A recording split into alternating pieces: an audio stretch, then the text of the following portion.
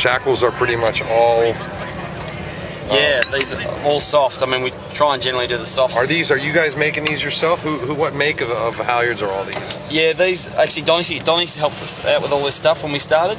So yeah, the cores come from Henderson, and the covers were braided at Donnie's. Yeah, when the boat was like, this is all a couple of years ago. So the technology's moved on a little bit, but you know, for a lock strap like this, for example, we still use braided core.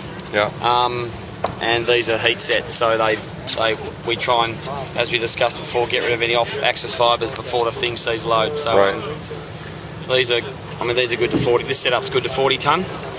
Although having said that, we've elongated these thimbles here at about 22 ton of head load. So these thimbles. Yeah, these thimbles here.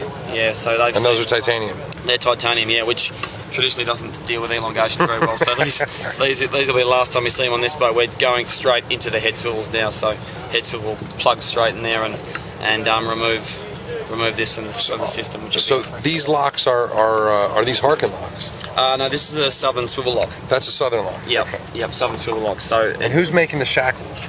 Shackles. This is an Equip-Lite one from Don Kirchhoff. Yeah, in Oz there. Yep. You blown any of those up? Yeah, I think it happens. You know, they need a bit of management, that gear, but they're bloody light and they do the job. So yeah. I think if you keep an eye on them, and we regularly cycle this sort of stuff to make sure that we extend its life. But I mean, this setup's pretty neat. It works quite well for us. I see like a pretty run-of-the-mill spin lock jammer over here. Yep, that's for the lazy jacks. Yeah, okay, so, there you go. Yeah, so that's I mean, really, we don't use them a whole lot when we're offshore because we run this back to a winch and use it back on a winch. Right, right. Generally just holds it at the dock and under gentle sailing conditions. So what else we got? Anything else interesting at the back? Yeah. Or up here? Go ahead and show me. Yeah, well, this is pretty standard stuff. The reef lines all exit through here. We've got reef locks in this boat, so the trip lines all run through the front. All this, you know, all the Volvo boats are running this sort of stuff and have been for a while. So we've sort of benefited from that technology quite a bit. And same deal, single inboard reef line system where we don't have paddies on the mast and everything to pull the tack forward. It just clips straight onto the tack, and we run this in at 45 degrees to unload the car and deal with the outhaul load. So quite simple. We just run a single line down one side of the sail. And then you also have Cunninghams for each reef point, don't you? Yeah, this does all. We have one line that runs up the sail to pull it down because often when it's windy, it's hard to actually pull just a downhaul. Yeah. Okay. Yeah, I think it was something that Movistar developed a couple of Volvos ago. So it's a pretty neat system. Got it. Cunningham ram, and that's us pretty much done for around the mast space. It's a busy place. Yeah, this is an interesting bang ram. I'll get Jage to explain it to you because that's above my pay grade. These are just load cells on the tack points. Give us a reasonable idea of what sort of. How many load cells are on the boat? Let's see. There's probably upward of 8. Yeah, and because we run a lot of hydraulic pressure, so we get a lot of information from the hydraulic pressure. So Stan and the guys are pretty onto that whole side of the show. It's all about repeatable settings.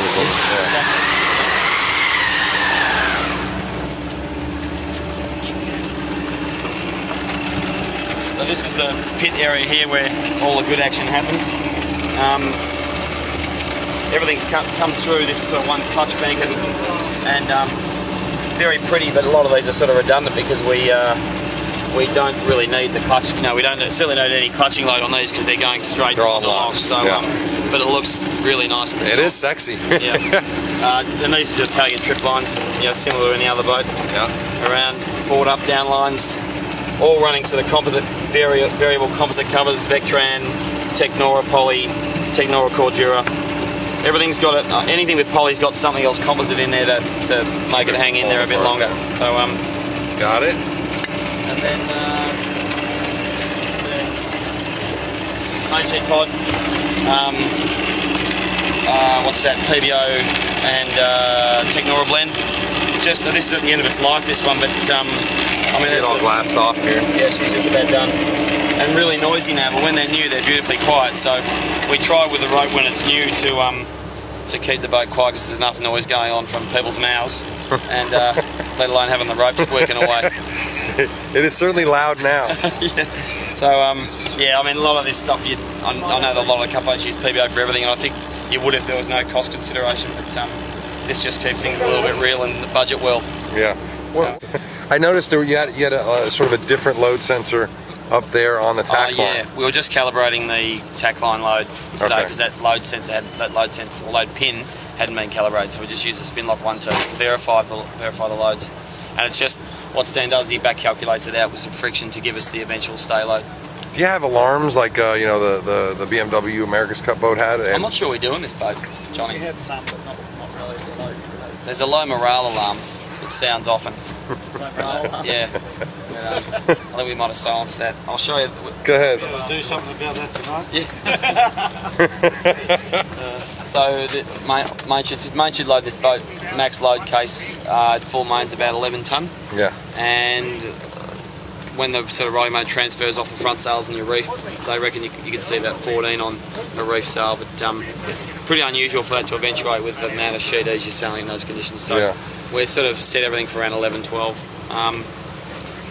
Main sheet's 11mm Dux core, so that pretty much deals with the load that we're looking at.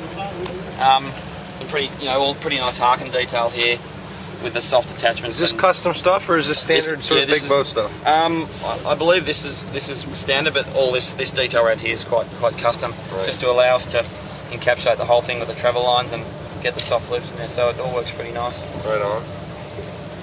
And that's about it really, apart from the runner blocks, same deal, pretty custom setup that 1 degree rake start here and then they're pretty much right down there at 5, so fair bit of runner range. Yeah.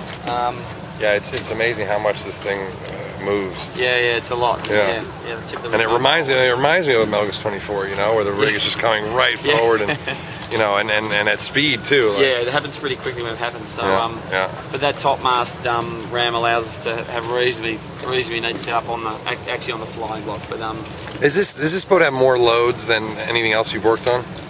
Yeah, it has more loads generally. Yeah, obviously some of the super yachts have big loads, and the Oracle Tri had a lot of loads. But just in the sort of IRC configured Grand Prix boat, this thing's right up there. It's got a heap of riding moment. It's almost double a boat like Wild Oats, and a lot of it. Double the riding moment. Just about. Yeah, I think it's 140,000 kilogram meters, and Oats maybe around 80 or something like that. So unbelievable. So it just generates a heap of load. Sheet, halyard loads, head loads, everything sort of comes up, and the whole thing, in terms of the design and build of the mast, everything, it's an exponential curve. When you start getting above that sort of 15-ton load, everything gets pretty big. Right. Where do you draw? I mean, where do you go? Like when you're asked to put together something like this, where do you go? Is it all just your own sort of knowledge and your own boys, or do you go and call up some of the guys who've worked on, some of the other? Like, is there a wizard in this? Is Harkin the first call? Is it? I think like all of the best numbers come from membrane and rig calc from the north and the southern numbers. And, obviously the other manufacturers do pretty good numbers programs as well. So, right. But these programs that I've dealt with, that's what we've dealt with, and you find their numbers are pretty solid. So that's the first step, and then you're obviously getting the hardware from the program that gives you limitations in how much size with a lock bullet, for example, how much rope we can get in there. So go straight to the test bed and see how much rope we can get in there and see what safety factors we can get, and go back to the owner or the boat's rep and see if they're happy with that factor, and we go forward with that. So. All right. Well, that's it. Thank you for the tour. It was actually very informative. I think people will love it. No worries. Andrew Henderson, Dark Horse Rigging Yachting, whatever. Is it you got the website? Yeah, Dark Horse Yachting, yeah. darkhorse-yachting.com.au. Yep. All right, check it out, boys. I'm going to check it out, and this guy knows his shit. Thanks, brother. Thank you Appreciate very it. much.